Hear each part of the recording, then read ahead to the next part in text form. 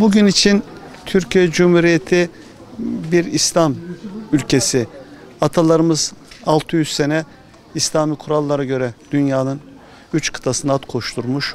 Tabi bu Kariye Camisi Fatih Sultan Mehmet aldıktan sonra burası da Ayasofya Camisi gibi cami olarak görev yapmış. İşte sizin dediğiniz gibi 1948 yılında müzeye çevrilmiş.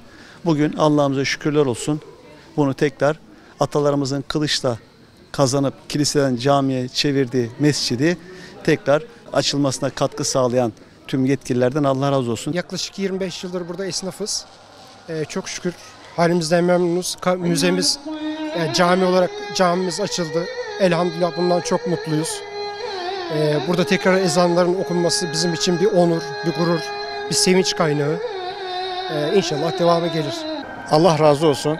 Rabbime sonsuz şükürler olsun. Evet, 79 yıl sonra tekrar Kariye Camimiz aslına uygun bir şekilde ihya edildi. Bu konuda emeği geçen herkesten Allah razı olsun. 26 yıldır burada esnaflık yapıyoruz. Cenab-ı Allah sonsuz şükürler olsun ki bugün 79 yıl sonra bu heyecanı, bu coşkuyu biz millet olarak yaşıyoruz. Camiyi bir zamanlara geziyordum, müze olarak geziyordum. Şimdi camiyi namaz kılarak olarak, ibadete açılmış olarak görüyorum. Çok güzel, tarihi eser bir camide namaz kılmayı herkese Allah nasip etsin. 1999'da bu civarlarda görev yaptım. Şimdi buraya geldik. Kızım dedi ki baba, hala gidelim camiyi bir gezek. Önceden kiliseydi bura. Ben geldim yani. Onun için geldik buraya kızımla beraber. Ziyaret ettim, namazı kıldım. Çıktım dışarı, millet çok içeride. Yerde yani namazı kılmak da çok zor. Burası Atik Ali Paşa'nın zamanında camiye çevrilen, kiliseler camiye çevrilen bir ibadethanedir. Belli bir zaman içerisinde